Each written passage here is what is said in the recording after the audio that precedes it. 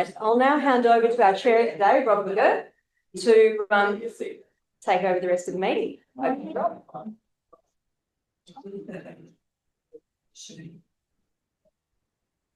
Great, thanks very much, President Catherine.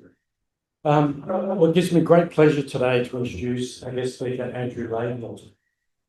So, Andrew's lifelong passion is not only to work with nature, but to help others learn, enjoy, and find their own connection with the natural world.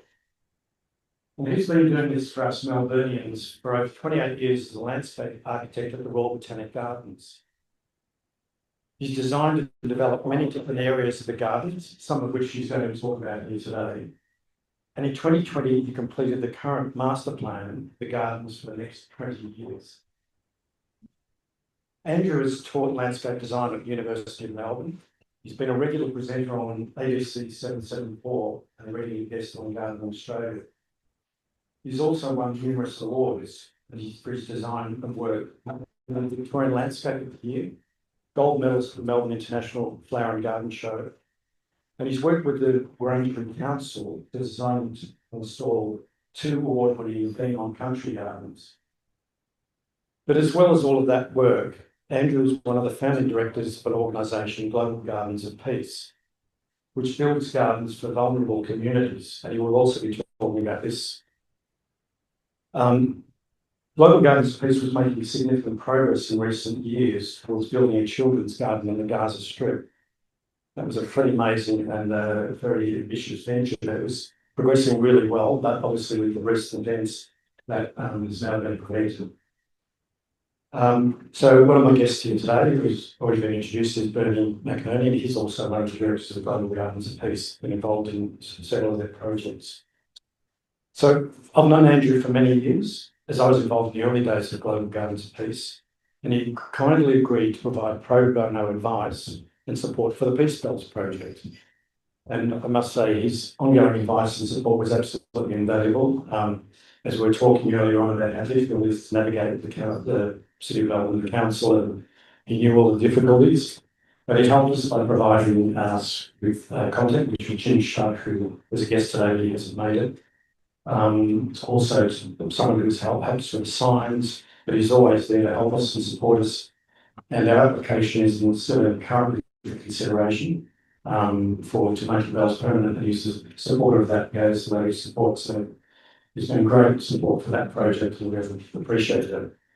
But finally, as well, he's a demon supporter. So he's obviously a very sensible person. So he's here to talk today about making the world a better place, one garden at a time. Andrew.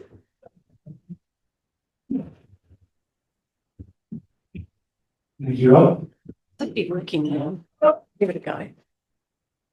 Oh, I better take that one away. Can people hear me okay? No, it doesn't sound like it's working. I don't often need a microphone anyway, to be honest. So I've got a pretty booming voice, but thank you, Rob, and it's a privilege to be here with Rotary.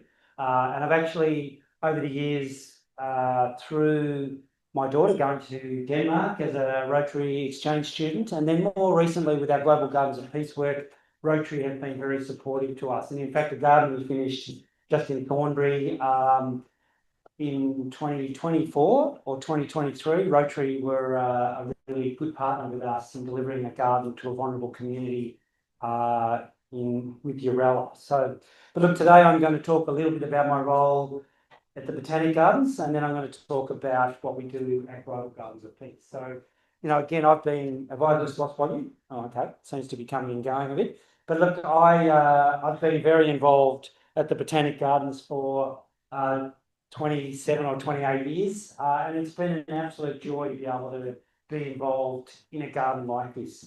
This garden, and I suppose my life, I've married with 4 children, lost my wife a few years ago, but I've been really obsessed with connecting my children and their children's now, their children's children, my grandchildren, to gardens and to nature. And gardens in many ways become one of the last places that people can actually find that connection, particularly in this world where we're losing touch all the time with a lot of the natural world through the digital worlds, particularly a lot of our children are living in.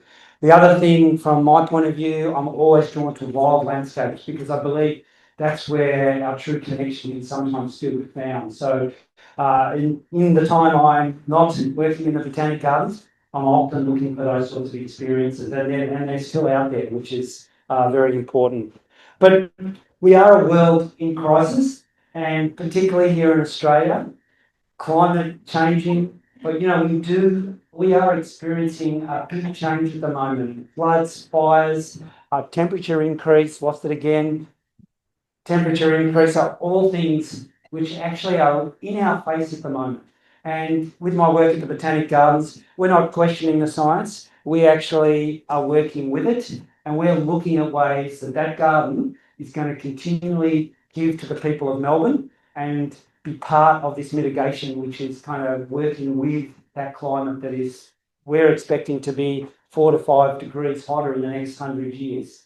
So it's funny, but the work in the Botanic Gardens, that Botanic Garden sits as a green oasis in the middle of a huge heat bank of a city, which they're predicting will end up being 20 million, in the next 100 years. So this space becomes incredibly important as the lungs of the city, but also as an important biodiversity piece, not only for us as humans, but for all of the critters that live in the world. So the Botanic Gardens, and we here in Melbourne, I think most people, and I've lost the mic again, I'm going to get rid of it actually, Joe, because I think I'll just talk with a bit more volume.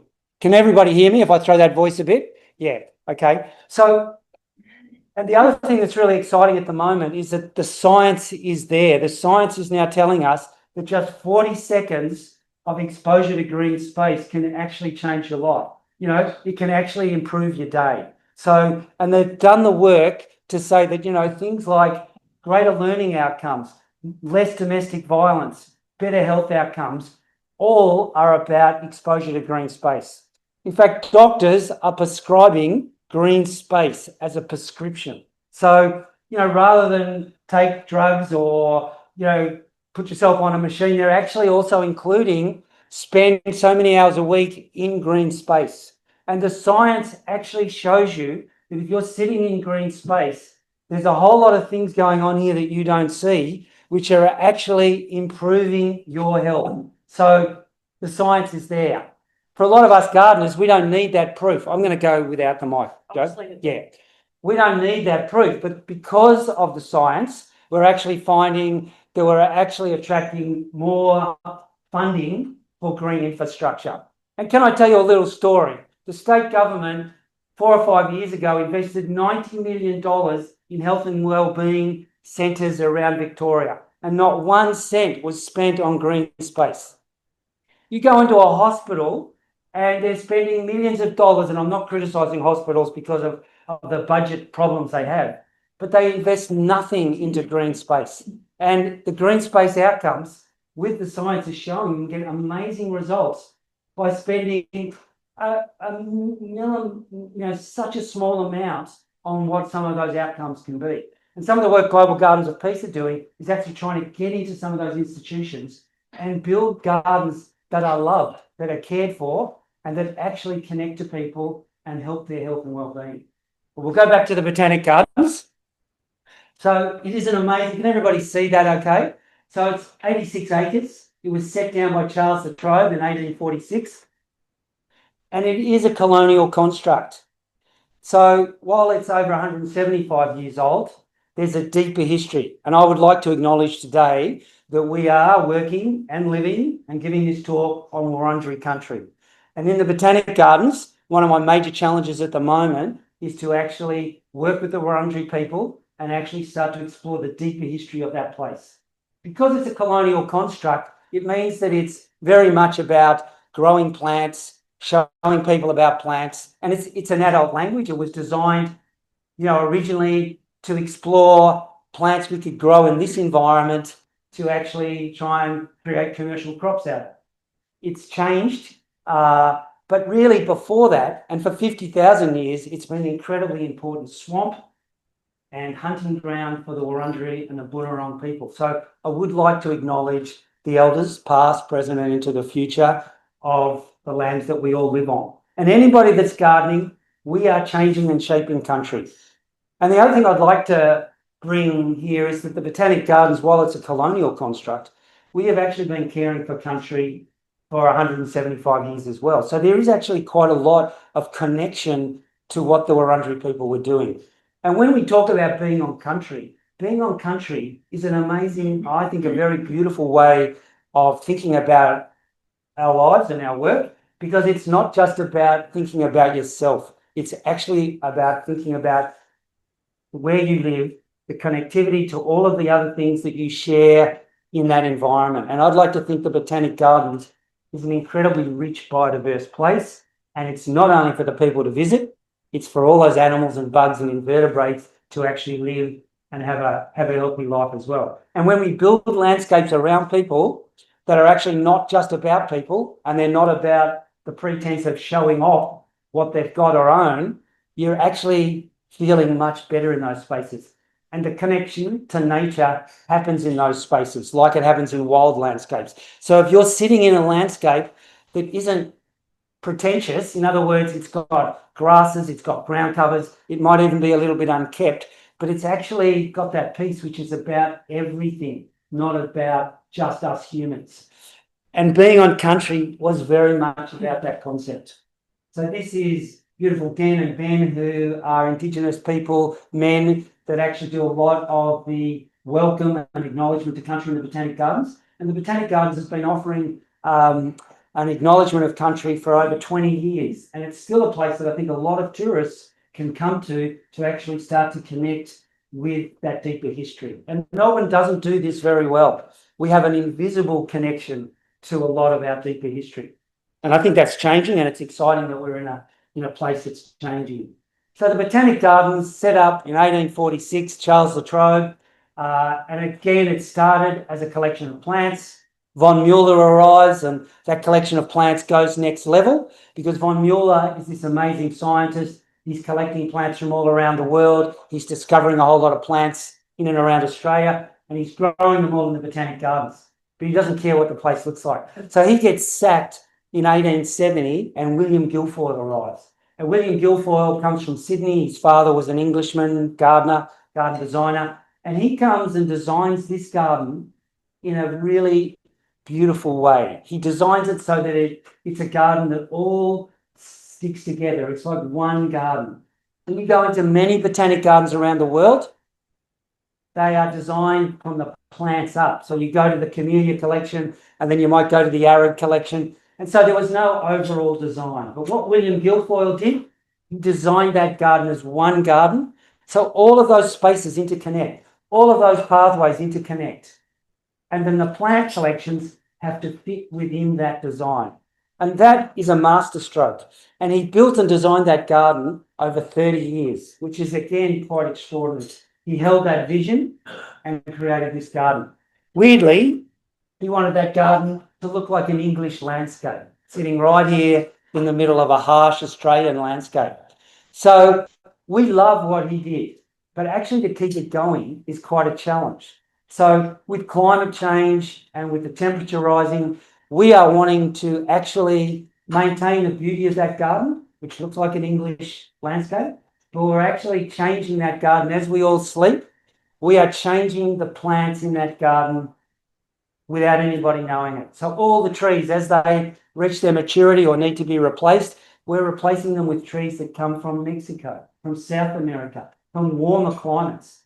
All of the shrub layer, you will not see an azalea or hardly a rhododendron. You won't see birch trees. You won't see many magnolias, because these things have finished in Melbourne. The climate is actually saying we can't grow them anymore without pouring lots of water onto them, without pouring lots of chemicals onto them, or without pouring lots of fertiliser onto them. And we don't want to do that anymore. We're actually wanting to grow plants that actually fit with the environment that they're living in. So it's not an artificial construct. What was amazing about Guilfoyle is he designed it in what we call the capability brown style. So he's used these beautiful flowing lawns and these void spaces, which is the lawns and the lakes, and then the mass is the planting. And so it all works together very beautifully as this relationship between mass and void.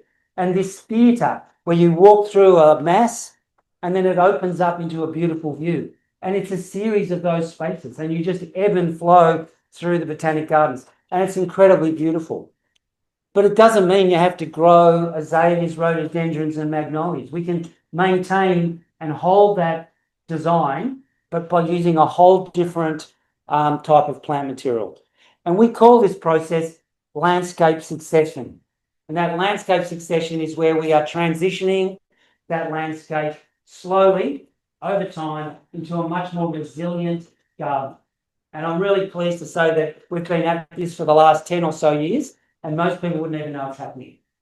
So that's part of my work, is to keep the integrity of the history there, but also build a garden. And I'm doing this not on my own, of course, but with a whole lot of colleagues, build a garden that is going to take Melbourne into the next 100, 200 years. And it's a very, very special place. So it sits behind, so these are shots that I'm showing you, but it sits behind these plans, landscape succession, which I just mentioned, the master plan, which actually sets out the projects that we're trying to achieve, and we engage with all our stakeholders, and we actually set out a very clear plan every 10 years, and we've just done the last one, which is 20 years, and I don't think I'll be around for the next one, which is good, but it actually sets out what we're trying to achieve, but it brings in all our stakeholders, so the City of Melbourne, Heritage Victoria, the Friends of South Yarra, the ASV group, we all sign off on the direction that we want to head.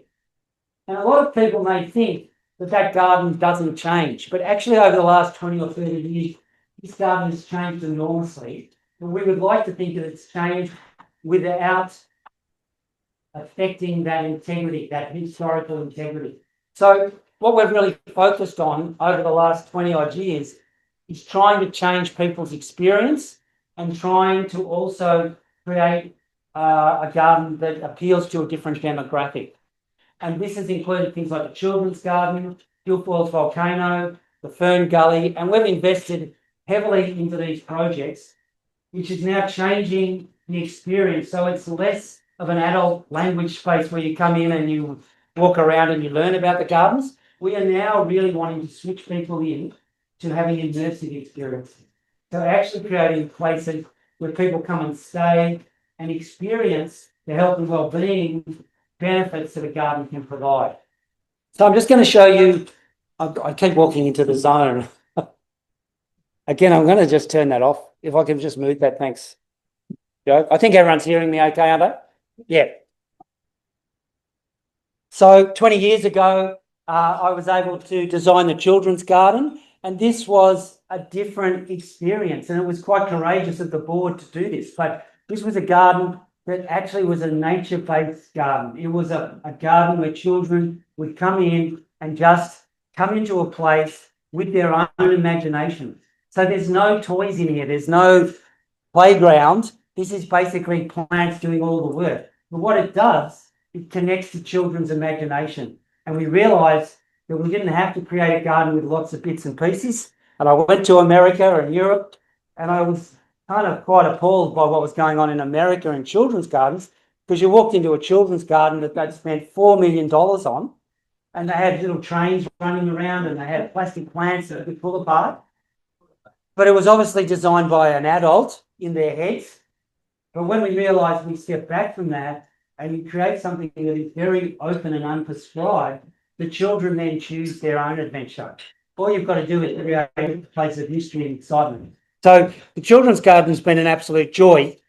So we did a design. We worked with a number of schools to try and work out what experiences they were really up for. And we created a garden where everything literally is driven by the plants. So we created a whole series of different planted experiences.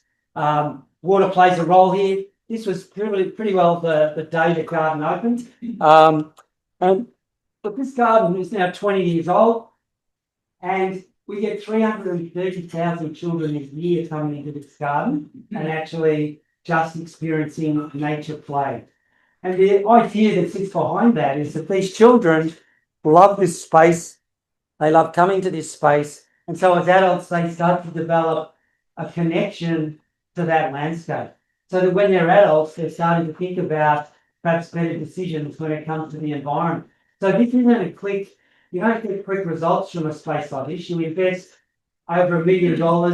The Ian Potter Foundation gave us the money to build this garden 20 years ago, and it's putting its second generation of children through now, which is very exciting. And we celebrated its 20 years just last year. So it's become part of parents' lives that live in Melbourne. And I'm pleased to say that it's a very healthy, thriving landscape. What we did when we built this landscape is we built it like a sports field. So it's quite sophisticated, even though it's just a whole lot of natural plants and different experiences. We changed the whole soil profile. We built it on a sand-based profile. So just like the MCG, these days you don't see any mud, you don't see any soil compaction, and the plants can thrive in there. And so we thought about it very carefully. It took us 3 years to build. It took us over 12 months to design, and it's still going really strong after 20 years. So, yeah, it's exciting. And more importantly, it's creating immersive experiences for children. So when you go into a bamboo forest, the light changes, the sound changes, the textures change, and for a child, it becomes this magical place. So you don't have to do anything other than make sure that the plants are going to thrive there. And that's kind of gold in many ways. About 14 years ago, I was able to design Guilfoyle's volcano. And Guilfoyle's volcano has an amazing story that sits behind it and sits to the kind of history of Melbourne. So this is an amazing image because this is in 1870. And this part of the Botanic Gardens is the Von Mueller piece. And you can just see he's planting plants everywhere and there's no kind of sense of space. But this is at the stage where William Guilfoyle's been working for about a year. And you can start to see that he's clearing these areas. And this is the building of the volcano or the reservoir. So he builds a reservoir or a turkey's nest to sit at the highest part of the gardens. He's going to pump water up from the Yarra and he's going to gravity feed all the hose points. Because in 1870, Melbourne was experiencing some horrible drought conditions. The gardens couldn't expand. Melbourne's suburbs of South Yarra were on the Yan Yean system. And for a while there, Melbourne Botanic Gardens connected to it. But every time we turned the tap on, the people in South Yarra couldn't shower. So water was a huge issue back in 1870. Von Mueller had been using orphan boys and water carts to try and keep the plants alive. So it was a major problem. Guilfoyle comes in there, thinks he's going to solve all the problems, and he builds this turkey nest dam, lines it with beautiful bluestone, and fills it with water by pumping up from the Yarra. What happens though, that they then blast the falls, and all of a sudden the water's salty. So they then create a pipe and they build just above Dights Falls, which is the next falls up in Collingwood. They build a new water exchange there and they build a pipe, which is part Cooper's pipe, part above ground. They run it all the way through Collingwood, Richmond, and they deliver it up to the volcano. And then they deliver it down to Albert Park Lake because the Botanic Gardens had become this incredibly important social place for Melburnians and they were investing heavily to keep that landscape green. So we go on the water, we use the Guilfoyle volcano up until about 1930, and then we go on to Melbourne water.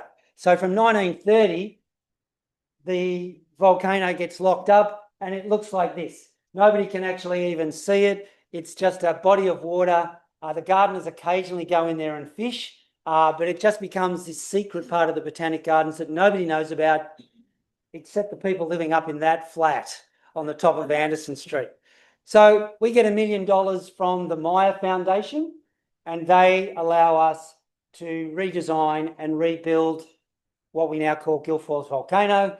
And we built it to look like a volcano, believe it or not, because Guilfoyle was inspired by the volcanic landscapes of the South Pacific. So this was my drawing back in 2010 and this is our build. All of a sudden, it becomes a place where people with all abilities can get up into the top. And we're going to build a garden which is showing people that they can use succulent narrow material in a really good way and you don't need to water it, and it can sit there and survive with very few inputs, no fertilizer, no water. And so this is the volcano the day we opened it. And the planting design here was pretty a lot of fun. And we had $250,000 to spend on plants, which was pretty exciting for me. But we're wrapping this garden in these arid and succulent plants. And again, people love this space. It's become really part. A lot of tan trackers will run around the tan track and come and do a loop around the volcano and head out. But it's been a really, really great garden to be involved in. But what's really important about the volcano is that while it's an interesting landscape to look at, it plays an incredibly integral role in the treatment of our water. And so what we do as part of this project, we diverted an extra 70 meg of water off the South Yarra suburbs. We brought that into our lake system, highly polluted water, and we moved that around our lake system. So the entire body of water gets circulated every 80 days. And we run that water through floating islands. So those 5 things there, which were meant to look a bit like a Monet lily pad, they are islands that float, that have been planted with, and as the water pushes through that, it strips the high nitrates and phosphates out of that water, and the plants take that up, and we harvest that plant material. So that's it today. And you can see those floating islands growing very well, but they are doing the work. They are stripping that water of all those high nitrates and pollutants, and we pull that material out. So every 12 months, we cut all that material off and we put that in our compost, and that gets composted and goes back onto the garden bed. So it's a closed system, but that's pulling all those nutrients out of the water. We circulate that water and aerate that water, and we have never had healthier water in the Botanic Gardens, which goes to the heart of the health of this place. And we think about the biodiversity that it brings. A lot of it's to do with the water health and that system of treatment. The other thing around the volcano, we used a lot of native plants as well, just to bring some sense of movement and change, and to obviously celebrate our native flora. So this is just some of the planting design on the volcano. There's a beautiful Echium wilfredii. Again, very common, Crassula falcata. It's growing in a lot of our parents' gardens. But again, by putting these plants in a stronger design, they have real appeal. And that is the harvesting of the plant material off the top of the volcano. It's a big job. It's a tough job. But yeah, we do it every year. You're going to wrap me up, aren't you, Rob? But I've got a bit to go. Volcano as it is today. I've just moved through a little bit. So I want to just talk about another project we've done in the gardens recently, and this is the White Oak project. So the White Oak, in 2020, she completely started to crack. So we wrapped it in a big safety fence, and then 3 days later, she fell apart. She absolutely lay herself bare. 165-year-old Quercus alba sitting on our oak lawn. And so she fell, and it was pretty awesome to see an oak tree like that on the ground. In fact, we had this massive outpouring of people who started to come in and visit the tree as it was. And when you see something like that so big on the ground, and you as a human, there's something about the awesomeness of nature when you have that experience. But rather than get rid of this tree, through the design process, we were able to talk the management into keeping the tree there and seeing what might come of it. And again, working a little bit with the idea of the way Indigenous people work in caring for country, we didn't clean it all up and just plant a new tree. We actually allowed people to continue to come in and visit the tree, and we recorded some of those stories. And then I was able to put a design together which started to work with the nature of the tree, which is actually the story of the tree. And it's the story of what's happened to the tree. Whereas what we're good at is getting rid of this stuff. So that was just some of the angles and the shots of the tree falling. These are some of the people that came to visit the tree, and we recorded these stories. I was able to get a drone photo of how the tree branches had fallen. Already we'd lost a lot of material that had been cleaned up. And then literally I was able to scale that drawing up. And then just literally by moving the parts of that tree and repositioning them around the trunk, not losing the trunk, we were able to create a gathering space, which actually allows that tree to continue to give. And so we now have a meeting place which honours the tree, but also allows people to gather, and that tree continues to give as a tree. And that's a drone photo of it just not so long ago. And I worked with a furniture maker, and we were able to cut seats into the tree, and we completely wrapped it with indigenous vegetation, which is that deeper history, and it's that biodiversity piece. We've been able to identify over 15 species of fungi that have come in and started to take over and eat that wood, which is part of that process. So it's been a really successful garden, and people are gathering there. And what's really beautiful is a lot of the welcome to countries and acknowledgement to country start here under a European tree, because it's a shared vision and it's about caring for country. And that's really lovely. Now, Robert. Before you go, could I just ask you to show the photo of Alfred? Yeah, I'll just get onto that. This is our working with country this year. We did a garden at Mifkas. We worked with the Wurundjeri people, and we created a garden which was about the story of the eels and the story of the birds, Bunjil. And we have a process where we have to go through, create a design. We talk to the Wurundjeri people. We build a garden. We have a smoking ceremony that opens Mifkas now. That's one of the builders' elders. This is the garden. We had the crows were black umbrellas. The herons were grey umbrellas. And these are some of the shots of the garden.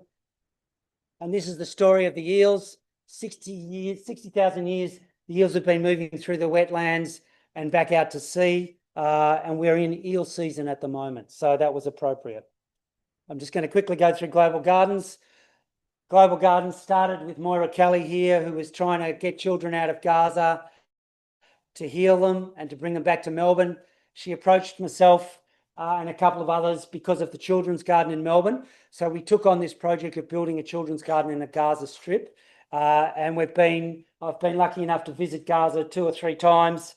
Bernie works with me on this project, as does a whole lot of other volunteers. That's Gaza pre-war. Gaza is a very, very difficult place just to even get into. So you can only imagine what it must be like now. Most kids by the age of 6 have experienced 3 significant wars and trauma. You can only imagine how that's escalated in the last piece of war. This is the conference group that we set up in Gaza, and they were telling us what they wanted in the garden. So we went into the kinders in Gaza. These are some of the kids around Gaza. And this was the design we built to bring a children's garden to Gaza. But sadly, we've been unable to realise that. But we've designed a smaller space, which we were about to build and ready to go with 2 weeks before October the 7th. So this has been devastated, this site. So that's the site that we were gifted. I went into the office of the Hamas, who signed the title to this land and gave us this opportunity to build this garden. Sadly, this has been totally destroyed.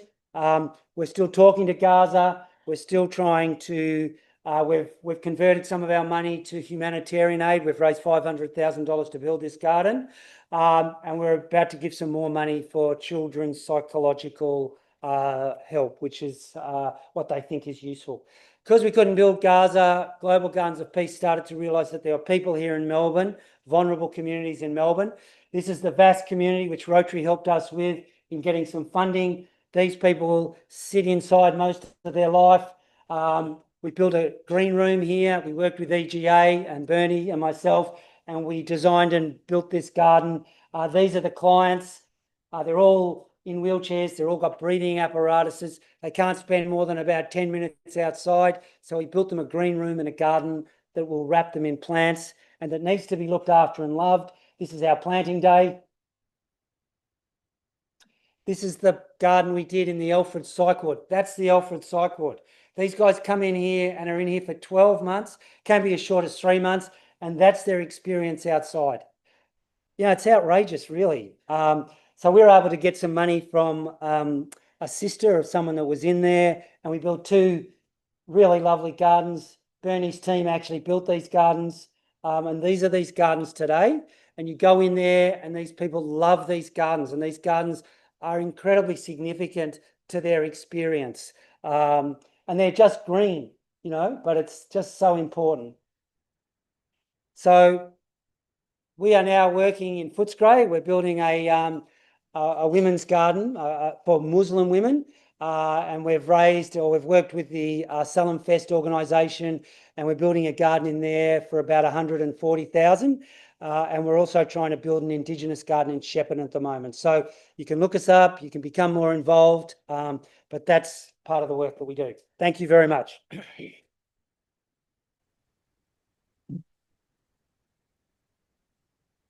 Thanks very much, Andrew. I think you can understand the passion that he brings to his job, but Andrew spoke recently at a Rotarians for Bees event out in Box Hill. There were 140 people there.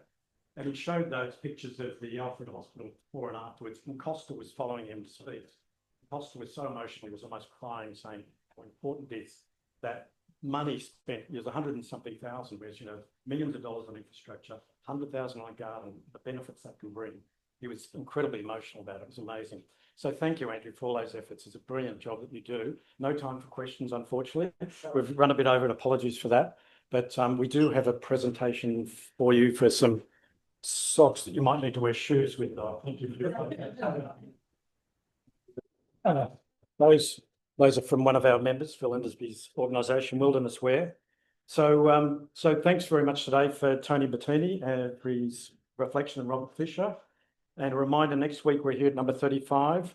We've got Mark Allen, who's our guest speaker, Urban Analytics at the University of Melbourne, speaking on the Intelligence Future City Designing for Resilient and Sustainable Communities.